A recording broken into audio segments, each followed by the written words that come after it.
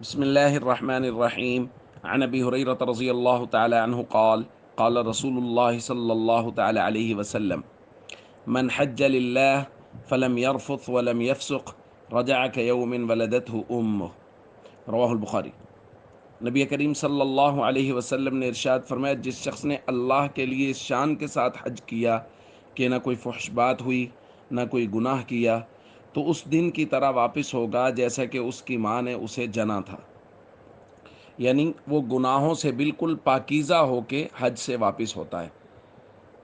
دوستو، حج کے متعلق درخواست کی جا رہی ہے کہ حج ایک مقدس فریضہ ہے اور اللہ رب العزت حج کرنے والے کے لیے جہاں اور بہت سارے انعامات رکھتے ہیں جن کا ذکر بھی کیا گیا، وہاں یہ انعام بھی ہے کہ حج کرنے والا وہ گناہوں سے بالکل پاک صاف ہو کے واپس لوٹتا ہے۔ آج کل جو حالات چل رہے ہیں اور حج کے دن ہیں اور پوری امت کے لیے تقریباً جو باہر سے جانے والے لوگ ہیں، حرمین کے دروازے بند ہیں، ہم سب کو یہ اللہ رب العزت سے درخواست کرنی چاہیے دعاؤں میں کہ اللہ رب العزت پوری امت کے لیے حرمین کے دروازوں کو کھول دیں اور حج و عمرہ کے لیے پوری امت کے لوگ جا سکیں۔ اور ایک دوسری روایت میں نبی کریم صلی اللہ علیہ وسلم نے یہ بات بھی ارشاد فرمائی کہ نہ صرف حاجی کی بخشش ہوتی ہے بلکہ حاجی لوگ جن لوگوں کے لیے استغفار کریں ان کی بھی بخشش کی جاتی ہے۔ اس لیے حضور علیہ الصلوۃ والسلام نے باقاعدہ حکم دیا کہ جب بھی حاجی لوگ واپس آئیں تو ان سے استغفار کی درخواست کیا کرو۔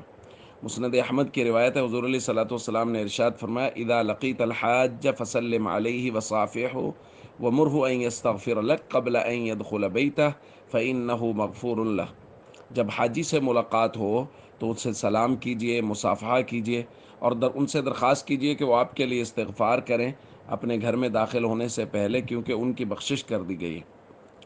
تو دوستو، حج کی وجہ سے اللہ رب العزت حاجی کی بخشش کر دیتے ہیں، اس کے گناہوں کو معاف کر دیتے ہیں، اور نہ صرف اس کے گناہ بلکہ جن لوگوں کے لیے حاجی لوگ واپس آ کے استغفار کرتے ہیں اللہ رب العزت ان کی بھی بخشش فرما دیتے ہیں۔ ہمارے یہاں کوئی بڑا بزرگ شیخ کوئی اللہ والا کسی کے بارے میں کہہ دے نا کہ فلاں آدمی سے دعا کرواؤ، تو لوگ بھاگے پھرتے ہیں کہ جی فلاں بزرگ نے کہا ہے کہ ان سے دعا کروائیں، ان کی دعا قبول ہوگی۔ تو دوستو، نبی کریم صلی اللہ علیہ وسلم کے قول سے بڑی سند تو کوئی نہیں ہو سکتی نا۔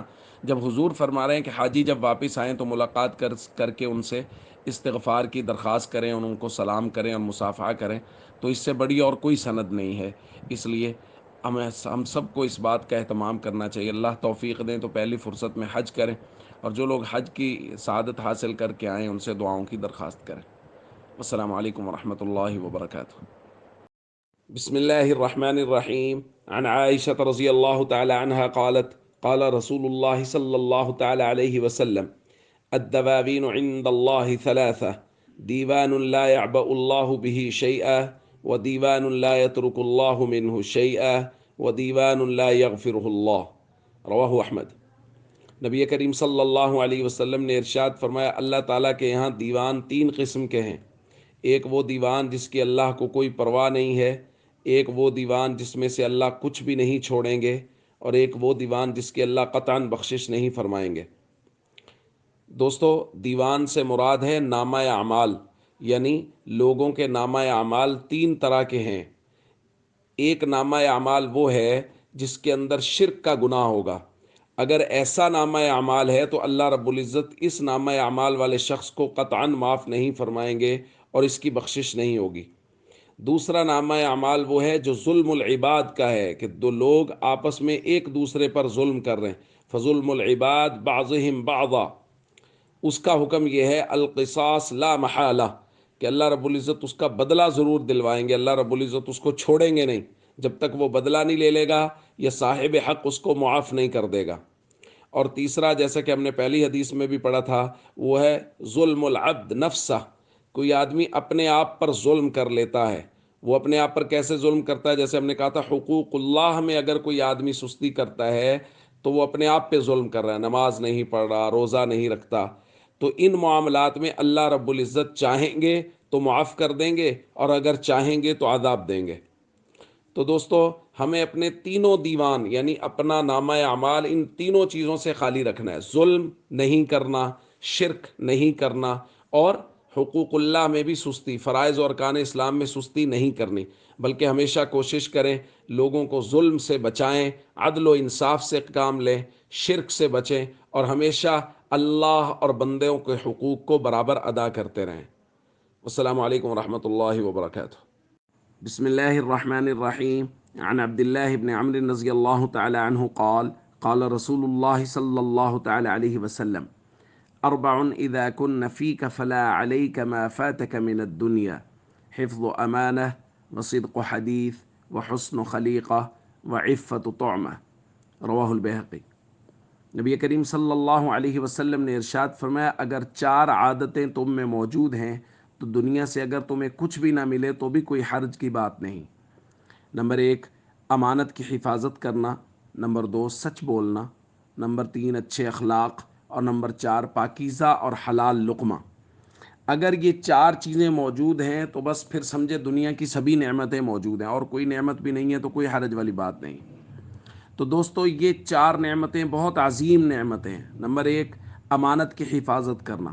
دوستو امانت ہمارے یہاں مال کو تو سمجھا جاتا ہے کہ مال کسی نے پاس میں رکھا اس کو واپس کرنا، اس کی حفاظت کرنا، یہ ہے امانت کی حفاظت۔ یاد رکھیے اعمال بھی اور وقت بھی امانت ہوتا ہے۔ یعنی ایک آدمی ہے، وہ مزدور ہے، اور اس نے 8 گھنٹے کی مزدوری کا معاوضہ لیا ہے، تو اب 8 گھنٹے کی مزدوری اس پر امانت ہے، یہ وقت بھی امانت ہے جس نے اس کو مزدوری دی ہے، اس کا لہذا یہ پورا وقت بھی ادا کرے۔ نمبر 2، سچ بولنا، ہمیشہ سچ، مذاق میں بھی جھوٹ بولنے کی اجازت نہیں ہے۔ اور حسن اخلاق، سب لوگوں کے ساتھ محبت کے ساتھ پیش آنا، لوگوں کی دی ہوئی تکلیفوں پر صبر کرنا، ان کو معاف کرنا، اور تمام تر لوگوں کے ساتھ محبت اور اخلاق کے ساتھ پیش آنا، اور پاکیزہ اور حلال لقمہ۔ اگر کسی کو یہ 4 نعمتیں حاصل ہیں تو نبی کریم صلی اللہ علیہ وسلم فرمانے، سمجھ لیجئے کائنات کی ساری ہی نعمتیں اس کے پاس موجود ہیں۔ اس لیے ہم سب کو کوشش کرنی چاہیے امانت کی حفاظت کریں، سچ بولیں، ہمیشہ اچھے اخلاق کے ساتھ لوگوں کے ساتھ پیش آئیں، اور حلال کا پاکیزہ لقمہ وہ اپنے اور اپنے بچوں کے پیٹ میں ڈالیں۔ السلام علیکم ورحمۃ اللہ وبرکاتہ۔